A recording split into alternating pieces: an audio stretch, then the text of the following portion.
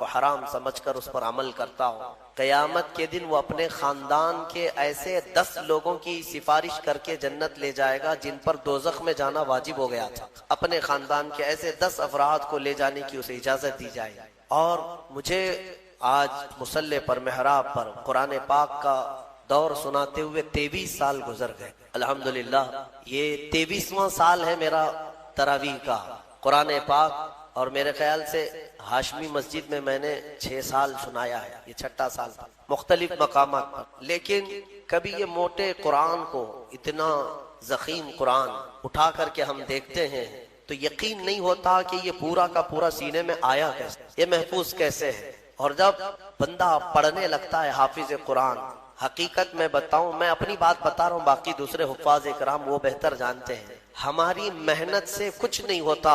جب پڑھنے کے لیے وہ کھڑا ہو جاتا ہے تو من جانب اللہ، خود اللہ تعالیٰ اس کی مدد فرماتا ہے۔ اگر اللہ رب العزت دروازے نہ کھولے تو وہ ایک آیت آگے نہیں بڑھ پائے گا۔ ہاں، یہ رب تبارک و تعالیٰ کی طرف سے انعام ہے، اکرام ہے۔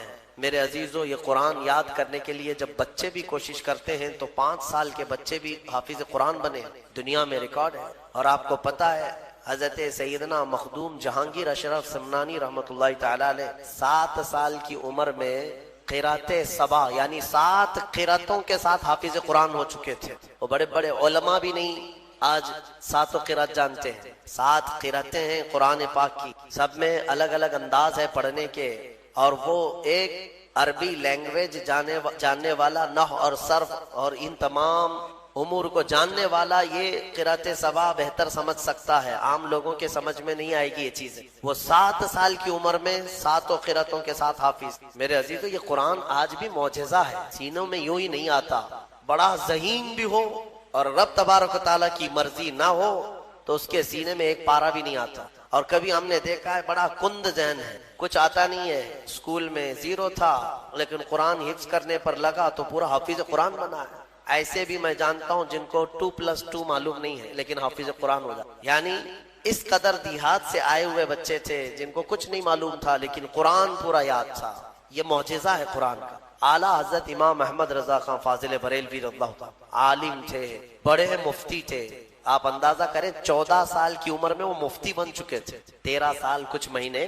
جس دن وہ بالغ ہوئے اس دن پہلا فتویٰ انہوں نے لکھا ہے، 14 سال کی عمر میں۔ بہترین عالم، بہترین مفتی، لیکن حافظ نہیں تھے آپ، قرآن کے حافظ نہیں تھے۔ کسی نے آپ کو خط میں القاب لکھا، حضرت علامہ مولانا حافظ و قاری احمد رضا خان صاحب، اس میں حافظ و قاری کا بھی لقب لگا دیا۔ دوسرے ہوں تو پھیل جائیں گے کہ جتنے لقب فری میں ملے اچھا ہی ہے۔ اعلیٰ حضرت نے دیکھا کہ میں حافظ ہوں نہیں اور لوگ مجھے حافظ سمجھ رہے ہیں۔ یہ شعبان کی آخری تاریخ تھی، شاید دوسرے دن سے رمضان شروع ہو رہا تھا۔ آپ نے اس خط والے کے گمان کے مطابق اپنے آپ کو اتارنے کے لیے عزم کر لیا کہ اس کے خط کا جواب بعد میں لکھوں گا، حافظ قرآن پہلے بنوں گا، کیونکہ اس نے حافظ کہا ہے مجھے، حافظ قرآن کہا۔ تو اعلیٰ حضرت کا معمول یہ تھا کہ روزانہ رمضان میں فجر سے لے کر کے شام تک ایک پارہ یاد کرتے تھے اور تراویح میں ایک پارہ سنا دیتے، یہاں تک کہ 29ویں رمضان کو یا 27 کو آپ مکمل 1 مہینے کے اندر حافظ قرآن ہو گئے۔ 1 مہینے کے اندر حافظ قرآن، ہاں 1 مہینے میں وہ حافظ قرآن ہو گئے۔ قرآن کا یہ معجزہ ہے، اللہ تبارک و تعالیٰ وہ جس کے سینے میں چاہے اس کو عطا فرماتے ہیں۔ میرے عزیزو، آج بھی بہت سارے ایسے بچے ہیں جو قرآن کو یاد کرتے ہیں بہت بچپن میں، اور ان کے ذہن کے دریچے ایسے کھل جاتے ہیں۔ آپ نے مولانا حارث صاحب کے پیچھے بھی تراویح پڑھی ہے، یہ ہمارے بھتیجے ہیں، انہوں نے تقریباً 4.5 مہینے میں پورا حفظ قرآن کی۔ الحمدللہ انہوں نے بھی ایک ریکارڈ قائم کیا تھا، اور اپنے سبق کے دوران انہوں نے 29واں پارہ 2 دن میں پورا پارہ سنایا تھا، آدھا پارہ ایک دن یاد کر لیا۔ تو یہ اپنے کمال کی بات نہیں، یہ اپنے کسب اور اپنے ذہن کی بات نہیں،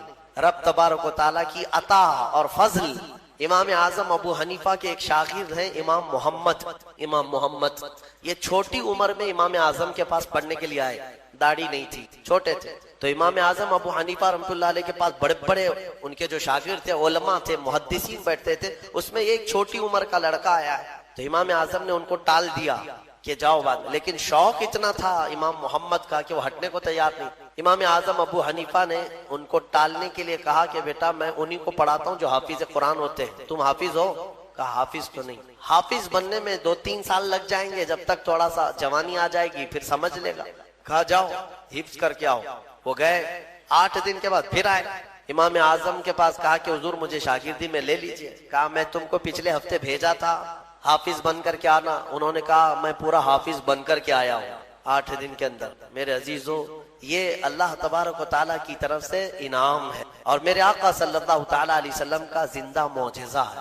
اللہ تبارک و تعالیٰ اس قرآن پاک کی خوب برکتیں ہمیں عطا فرما ہے۔ قرآن کو نہ چھوڑو اے میرے عزیز، قرآن کو چھوڑ کر کے آج اس قدر گمراہی آئی ہے۔ وہ زمانے میں معزز تھے مسلمان ہو کر، آج ہم خار ہیں تاریک قرآن ہو کر۔ قرآن کو چھوڑ کر ذلیل ہیں ہم، قرآن کو چھوڑنے کی وجہ سے یہ ساری آفات ہے۔ اور پچھلی قوموں کے بارے میں قرآن میں اللہ تعالیٰ نے فرمایا، اللہ تعالیٰ ان سے فرمایا خذوا ما آتیناکم بقوہ، ہم نے جو تمہیں دیا ہے وہ مضبوطی سے پکڑو۔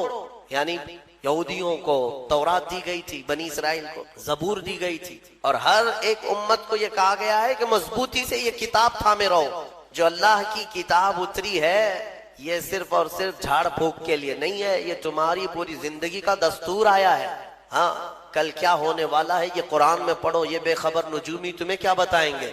قرآن عظیم تمہاری زندگی کا پورا دستور العین ہے۔ اس کو چھوڑ کر کے ہم ادھر ادھر کی آج ٹھوکروں پر مجبور ہو چکے ہیں۔ میرے عزیز و حیرت ہے ہماری قوم کو، طوطے کے پاس جا کر کے اپنا بھوش پوچھتے ہیں چٹھی نکال کر کے کہ میرا بھوش کیا ہونے والا ہے۔ وہ بھی سڑک چھاپ آدمی جو طوطا لے کر کے خود سڑک پر بیٹھا ہے، وہ لوگوں کا مستقبل بتا رہا ہے۔ ہائے، یہ اس کی بیوقوفی نہیں ہے، اس کے پاس جانے والے کتنے بڑے بیوقوف ہیں۔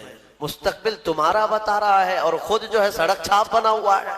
ہاں، ساری دنیا کے مستقبل بھوش مانی کر رہا ہے، لکیریں پڑھ رہا ہے، اور خود کی لکیر شاید پوری مٹی ہوئی۔ عقل ہے یا نہیں ہے جو لوگ اس طرح کی جگہ پر جاتے ہیں؟ میرے آقا صلی اللہ علیہ وسلم نے فرمایا من اتا بکاہن فقد کفر بما انزل علی محمد، جو کسی کاہن جوتش کے پاس گیا، میرے آقا فرماتے ہیں اس نے محمد کا انکار کر دیا صلی اللہ علیہ وسلم۔ محمد صلی اللہ علیہ وسلم پر جو کچھ اتارا گیا ہے اس کا اس نے انکار کر دیا۔ کیوں جاتے ہو؟ قرآن تمہارے پاس سب سے بہتر کتاب ہے، قرآن عظیم ساری چیزیں تمہارے پاس۔ اللہ تعالیٰ نے فرمایا ولا رطب ولا یابس الا فی کتاب مبین، کوئی خشکی اور کوئی تری کی بات ایسی نہیں ہے جو ہم نے قرآن میں بیان نہ کیا ہو، سب ہے قرآن میں، اور جو جس طرح سے اس سے فائدہ اٹھائے گا وہ اس کے ظرف کی بات ہے۔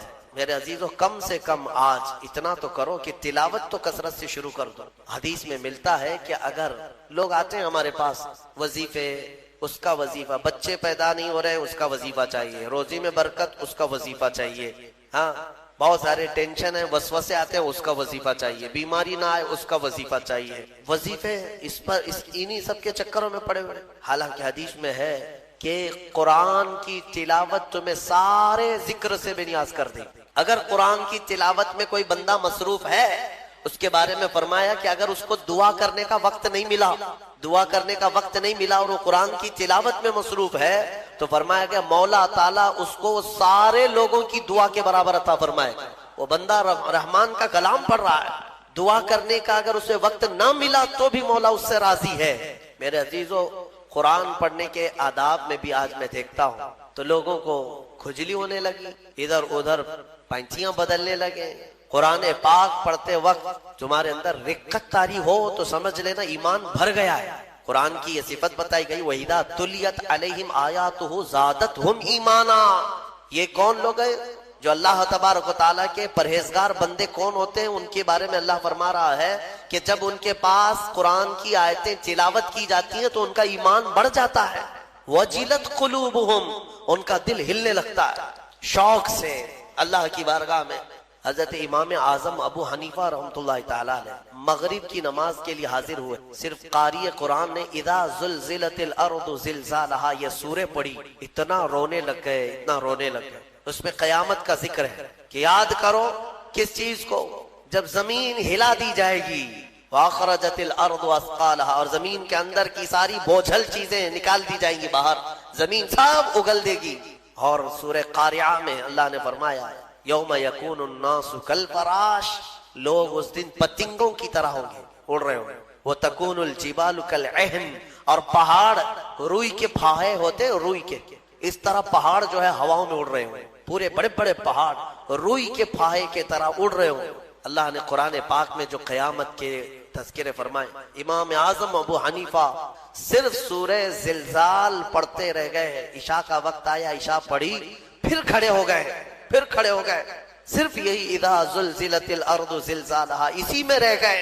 इतना रोते थे, इतना रोते कि उनकी दाढ़ी से आंसुओं का पानी टप टप टप गिरने लगा मस्जिद के अंदर। आपकी उम्र उस वक्त करीब 70 साल की, करीब 70 साल की। मैं बताता हूँ, जिस इमाम आजम ने 4000 खत्मे कुरान किए, 5 लाख हदीसें उन्हें याद है, 1000 से ज्यादा बड़े बड़े मुहद्दिस शागिर्द पैदा किए और लाखों मसाइल का हल बयान कर दिया, उम्मत पर इतना बड़ा एहसान है। वो इमाम आजम एक सूरा पढ़ करके रात के वक्त क्या कह रहे हैं जानते हैं? उनके एक शागिर्द हैं मुसइर, वो कहते हैं मैं रात के वक्त जाकर देखा मेरे उस्ताद अभी तक खड़े हैं, मगरिब में जो गए थे अभी तक खड़े हैं। आधी रात गुजर गई तो वो दरवाजा खोलकर पीछे खड़े हुए तो इमाम आजम हाथ फैलाकर यूं रो रहे थे अल्लाह की बारगाह में, क्या है मौला, कयामत के दिन अगर अबू हनीफा की बख्शिश हो गई तो ताज्जुब की बात है, वरना मुझ जैसा आदमी बख्शे जाने के काबिल नहीं। इमाम आजम कह रहे हैं मेरी बख्शिश हो गई तो ताज्जुब की बात है, जिसने 4000 खत्मे कुरान किए हो। और फिर यूं कहते हैं मौला मेरे पास बख्शे जाने के लायक कुछ है नहीं सिवाय सफेद दाढ़ी के, और तूने फरमाया है कि सफेद दाढ़ी वाले को अजाब देने में मुझे हया आती है, मौला मेरी सफेद दाढ़ी को देखकर मुझे माफ कर दे। ये कुरान में महव होने वालों का अंदाज है। और हमारे यहाँ बरसों हो जाते हैं हम खौफे इलाही से न रोते हैं न ही हमारे जिस्म हिलते हैं। हमें किस चीज का गुरूर है, हमें किस चीज से इतराव है, क्या है हमारे पास? दुनिया के जो सबसे अच्छे लोग थे वो सहाबा थे। एक बार वो जोर से हंस रहे थे तो मेरे आका ने सिर्फ उनको इतनी बात पर पूछा, क्या तुम सबों ने कयामत की तैयारी कर ली? तो इतनी जोर से हंसते किस बात पर? सहाबा हंसना बंद कर दी। और हमारे हाल ये है, न वजू ढंग का है, न किरात ढंग की है, न नमाजें हो पाई है, कुछ न होकर के भी हमारा सीना चौड़ा करके हम जमीन पर घूम रहे हैं। अल्लाह के खौफ से लरस जाओ। और कुरान अजीम की तिलावत जो बंदा करता है कसरत से, अल्लाह ताला का वो ऐसा महबूब होता है, ऐसा महबूब कि आप देखना मौत के वक्त भी उसके चेहरे पर नूर तारी हो जाता है। हाँ, उसके लबों पर मुस्कुराहट हो। कुरान कसरत से पढ़ने वाले की रूह आसानी से निकाली जाती। इमाम अहमद बिन हम्बल बड़े इमाम हैं, फरमाते नज़ा क्या वक्त था इनके, और इस वक्त से कोई बाहर आता नहीं, लेकिन अल्लाह तबारक व तआला जिसे चाहे मौत के मुंह से निकाले। उनके साथ ऐसा हुआ कि करीब मौत का वक्त आ गया और सांस जो है फड़कने लग गई, हल्की हल्की हो गई, लगता कि अब रूह निकलेगी, तब रूह निकली। उसी असना में वो कहते हैं कि शैतान करीब आ गया, शिद्दत की प्यास लगी। और शैतान, किसकी बात कर रहा हूँ? इमाम अहमद बिन हम्बल, शिद्दत की प्यास लगी थी और वो पानी लेकर करीब आया और बार बार मुझे अपनी तरफ बुलाता था, क्योंकि पानी के लिए आदमी कहीं पर भी चला जाए। वो कहते हैं कि मुझे अंदाजा था कि ये इब्लीस है, मुझे बहका रहा है, लेकिन पानी की ख्वाहिश भी है। और उसके बाद वो आपसे बहस करने लगा कुछ मामलात पर, मौत के करीब, जबकि बोलने की ताकत भी नहीं। तो अचानक एक खूबसूरत नौजवान आया, उसने घोंसे मार मार करके शैतान को भगा दिया। शैतान भाग गया, डर करके भागा। इमाम अहमद बिन हम्बल कहते हैं मुझे सुकून हुआ, कम से कम उसकी शरारतों से बच गया। वो नौजवान इतना हसीन था, बहुत खूबसूरत था। मैंने उससे पूछा कि मैंने तुझे जिंदगी में कभी देखा नहीं, तू कौन है? वो नौजवान कहता है अहमद बिन हम्बल, मैं सूरह यासीन जिसको तुम रोजाना तिलावत करते थे, अल्लाह ने मुझे आज ये शक्ल दी और इस इब्लीस को मैंने मारकर भगाया कि तुम्हारी नज़ा में वो तुम्हें गुमराह ना कर सके। बहरहाल ये कैफियत उनकी खत्म हुई, आपने ये बयान किया, फिर बाद में दोबारा आप शायद नज़ा के आलम में गए और इंतकाल हुआ।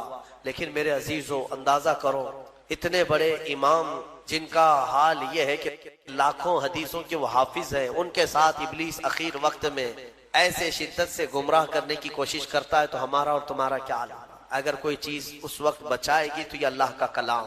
यहाँ तक के जब कब्र में दफन करके लोग चले जाते हैं तो कब्र के हालात बहुत सख्त है। कब्र बड़ी छोटी है, हम खुद ही खोदते हैं, जानते हैं कितनी कब्र होती। अपने मुर्दों को आप दफना करके आते हैं, اتنی ہوتی ہے کہ کروٹ بھی نہیں لے پاتا مردہ، اور وہ بھی اس کو اتنا ٹائٹ کر کے نیچے پتھر یا اینٹ یہ ڈھیلے سب رکھ کر کے قبلے کی طرف کر کے اس کو بند کر کے آ جاتے۔ پتا ہے کس قدر گھبراہٹ ہوتی، بہت گھبراہٹ ہوتی۔ یہ مت سمجھنا کہ مردے کو اب کچھ پتا نہیں چلتا، یہاں تک کہ حدیث میں ہے تمہارے چلنے کے چپلوں کی آواز تک وہ مردہ سنتا ہے، بولنے کی آواز تو چھوڑے، چلنے کی آواز بھی وہ قبر میں سنتا ہے۔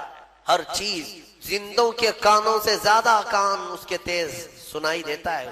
اور جب لوگ چھوڑ کر کے جا رہے ہوتے ہیں وہ اس قدر گھبراہٹ کا شکار ہوتا ہے کہ اس تنگ و تاریک کوٹھری میں پہلی بار اس کو ڈالا گیا ہے، زندگی بھر کبھی اتنے چھوٹے گڑھے میں نہیں سویا۔ ہاں اب حضور پاک صلی اللہ علیہ وسلم نے فرمایا ہے، رشتہ داروں کو بھی کہا ہے کہ دفنانے کے بعد تھوڑی دیر بیٹھ جاؤ قبر کے پاس کہ اس کی گھبراہٹ کم ہو۔ لیکن کون بیٹھتا کون ہے؟ سب کو اپنی جلدی ہے، عزیز لوگ بھی نہیں بیٹھتے، نکل آتے ہیں، بھائی ہوں، باپ ہوں، بیٹے ہوں، سب نکل کر کے آ جاتے ہیں الا ماشاءاللہ۔ لیکن اس اندھیری قبر میں جب لوگ قبرستان سے آ جاتے ہیں عجیب و غریب آوازیں مردے کو سنائی دینے لگتی، زمین ہلنے لگتی ہے اور دونوں جانب سے دباتی ہے زمین۔ میرے آقا صلی اللہ علیہ وسلم نے فرمایا ان ضغطۃ القبر حق، قبر کا جھٹکا دینا حق ہے، ہر ایک کے ساتھ ہوگا۔ تو اللہ تبارک و تعالیٰ نے ان لوگوں کے رد میں یہ آیت نازل فرمائی جو مدینے میں مسلمانوں کو خرچ کرنے سے روکتے تھے۔ کچھ منافق مومنین کے پاس آ کر یوں کہتے کہ تم سارا مال رسول پاک صلی اللہ علیہ وسلم کے پاس لٹا دیتے ہو، سب کا سب تم خرچ کر خیرات کر رہے ہو، برے وقت کے لیے کچھ تو بچا کر کے رکھو، جس کو کہتے ہیں آڑے وقت کے لیے کچھ بچا کر کے رکھو۔ اللہ تبارک و تعالیٰ ان کے رد میں یوں فرمایا کہ بے شک اللہ کسی پر ایک ذرہ برابر بھی ظلم نہیں کرتا۔ اگر اس نے تمہیں راہ خدا میں خرچ کرنے کا حکم دیا ہے تو یہ نہ سمجھو کہ تم پر اس نے ظلم کیا، بلکہ وہ تمہارے فائدے کے لیے فرما رہا ہے کہ تم اگر دو گے تو میں اپنے خزانے سے اور بڑھا کر کے دوں تمہارے نفع کے لیے۔ اس کی مثال یوں ہی سمجھ لیں، آپ کے جیب میں 4 سکے پڑے ہوئے ہیں، آپ کی جیب میں 4 سکے ہیں اور میرے پاس 100 سکے رکھے ہوئے ہیں، اور میں یہ چاہتا ہوں کہ اس جیب میں ڈالوں جو پورا خالی ہو جائے، اس جیب میں ڈالوں جو پورا خالی ہو جائے۔ تمہارے پاس 4 سکے تھے، میں نے کہا وہ 4 نکال دو، میں ڈال دوں گا۔ تمہیں بھروسہ نہیں ہوا میری بات، وہ 4 کو ہی دبا کر کے رکھے رہے، جبکہ اگر وہ 4 نکالتے تو میں کتنے ڈالتا؟ 100 ڈال دیتا۔ یہ میں نے ایک مثال آپ کو اپنی جانب سے بتایا۔ اللہ رب العزت یہی فرما رہا ہے کہ میں نے جو تمہیں دیا ہے اس میں سے کچھ تم اپنے مال سے نکالو، اس سے 70 گنا میں بھر کر کے دوں گا، زیادہ دوں گا۔ لیکن یہ اللہ کی ذات پر لوگوں کا وہ یقین نہیں آیا، اس کی وجہ سے وہ دبا کر کے رکھ گئے، اور جس چیز کو تم بچا کر کے رکھے وہ تمہارے لیے وبال جان بن جائے گا۔ ایسا نہیں ہے کہ تم 4 سکے بچا کر کے اسی میں سب چلا لوگے، بلکہ یہی 4 سکے تمہارے لیے موت کے بعد سانپ اور بچھو بنا کر تمہارے ناک پر چھوڑ دیا جائے۔ قیامت تک ایک اژدہا قبر میں ہمارے گلے پر لٹکا رہے گا اور ہماری ناک کی ہڈی کو چوستا رہے گا، اور وہ مردہ اس سے کہے گا کہ مجھ سے دور ہٹ جا۔ تو وہ اژدہا سانپ اس سے کہے گا میں کیسے ہٹوں، تو زندگی بھر تو مجھے اپنے ساتھ رکھتا تھا۔ کہا میں تجھے کب ساتھ رکھتا؟ تو وہ اژدہا کہے گا میں سانپ نہیں، میں تیری دولت ہوں، اور اللہ نے مجھے آج یہ شکل دے دی ہے۔ تو جن لوگوں نے مال کے اوپر جس کو کہتے ہیں کنڈلی مار کر کے بیٹھ جانا، اس طرح کی کیفیت جن لوگوں کی رہی ان کے ساتھ یہ دردناک عذاب ہوگا، قبر میں بھی اور حشر میں بھی۔ اس کے لیے ہمیشہ سے یہ عادت رکھیں کہ اللہ تبارک تعالیٰ کا حکم جہاں آیا وہاں اپنا فوراً نکال دیں۔ اور اس میں سب سے پہلی چیز تو یہ ہے کہ کچھ لوگ خیرات کر رہے ہیں، اس کو 4 روپیہ دے دیا، اس کو 10 روپیہ دے دیا، کسی کو کچھ دے دیا، اور اسی پر وہ پورا چل رہے ہیں، جبکہ حساب کرنے کے بعد پتا چلا کہ یہ ابھی اپنی فرض جو زکوٰۃ ہے وہی ادا نہیں کی۔ یہ بھی یاد رکھ لیں، نفل جو خیرات کر رہے ہیں آپ، ایک خیرات بھی اس وقت تک قبول نہیں ہوگی جب تک فرض آپ کا ادا نہیں ہوگا۔ فرض جس پر جتنی زکوٰۃ فرض ہے وہ پہلے نکالے، اس کے بعد پھر یہ خیرات کرے۔ اب اس کے لیے آسان یہ ہے میرے عزیزو، سال بھر جو آپ خیرات کرتے ہیں اس میں نیت یہ کیوں نہیں کر لیتے کہ میں اپنے زکوٰۃ ہی دے رہا ہوں؟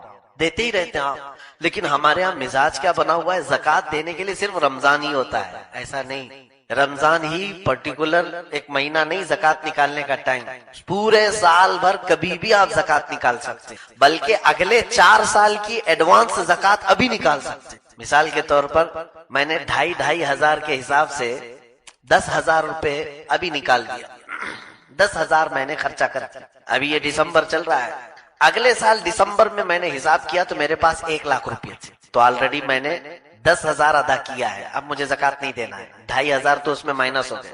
پھر دوسرے سال دسمبر آیا، پھر میں نے دیکھا میرے پاس 1 ہی لاکھ ہے، تب بھی میں نے 10,000 میں ادا کر دیا ہے۔ تیسرے سال دیکھا پھر 1 لاکھ روپے ہے، تب بھی میرے ادا ہو چکے۔ چوتھے سال میں نے دیکھا 1 ہی لاکھ میرے پاس ہے، تب بھی میری زکوٰۃ ہو چکی تھی۔ 10,000 میں 1 لاکھ کے 4 زکاتیں ہو گئی، 1 لاکھ پر 2,500 ہے نا، 1 لاکھ روپے میں کتنی زکات ہے؟ اگر میں نے 10,000 نکالے تھے تو 4 لاکھ کی زکات تو میں نکال چکا ہوں۔ تو کچھ لوگ سوال مجھ سے یہ پوچھ رہے تھے، اس کو میں نے رمضان میں بھی بتایا کہ ایسا ہے حضرت، ہم لوگ زکات نکالتے ہیں، جیسے ہماری زکات 1,00,000 روپے نکل گئی، 2 لاکھ روپے نکل جاتی ہے، تو ہم ایک ساتھ نہیں دیتے، کیونکہ سال بھر ہمارے پاس اور بھی مانگنے والے آتے رہتے ہیں، تو ہم زکات نکال کر کے سائیڈ میں رکھتے ہیں، تو جیسے جیسے ضرورت مند آتے رہتے ہم وہ زکات دیتے رہتے۔ تو یہ صحیح ہے یا نہیں؟ زکات تو آپ نے نکال دیا اور سائیڈ میں رکھ دیا ہے، اگلے سال رمضان آنے تک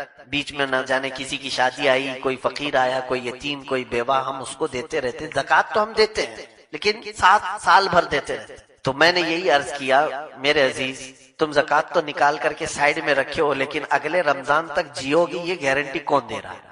اگر اس بیچ میں تم انتقال کر گئے تو تمہاری زکات ادا نہیں، ویسے رکھی کی رکھی رہ گئی۔ تم یہ کیوں نہیں سوچتے کہ ابھی کی یہ جو 1 لاکھ 2 لاکھ ہے یہ پوری ادا کر دوں، آگے کی زکات میں لے کر کے رکھوں تاکہ آنے والوں کو میں اس میں سے دیتا رہوں۔ پیچھے کی بچا کر کے رکھنے کی فکر ہے، آگے کے ایڈوانس کیوں نہیں نکال کے رکھ لیتے؟ تو یہ زکات میں سب سے پہلے آپ پرفیکٹ نکلو، پھر دیکھو اللہ رب العزت تمہارے لیے رزق کے اور روزی کے کتنے دروازے کھولتا۔ مال میں برکت کا سب سے بڑا راستہ ہے، اور اللہ تعالیٰ نے یہ فرمایا کہ اللہ ایک ذرہ برابر بھی کسی پر ظلم نہیں کرتا۔ وہ کیوں ظلم کرے گا؟ اپنے ہی بندوں پر ظلم کرے گا، اپنے ہی بندوں پر ظلم کرے گا۔